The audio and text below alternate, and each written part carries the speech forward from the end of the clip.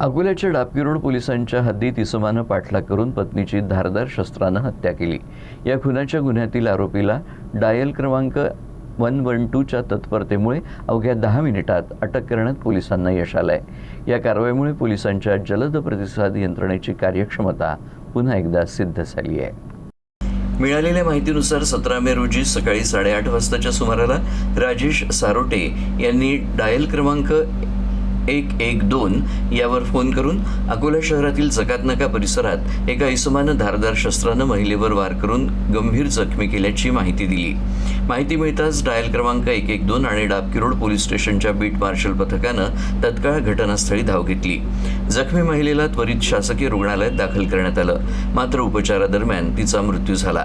पोलिसांनी तत्काळ आरोपीचा शोध घेत अवघ्या 10 मिनिटात त्याला ताब्यात घेतलं। मृत महिलेचं नाव मंदा दीपक गुंडे असं असून त्या जकातनाका परिसरातील रहिवासी होत्या। आरोपी दीपक दगडू गुंडे याच्या विरुद्ध डाबकी रोड पोलीस ठाण्यात खुनाचा गुन्हा दाखल करण्यात आलाय।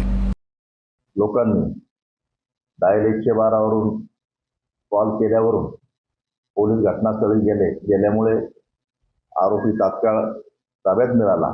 पोलिसांनी आरोपीला ताब्यात घेऊन पोलीस स्टेशनला आणले आहे।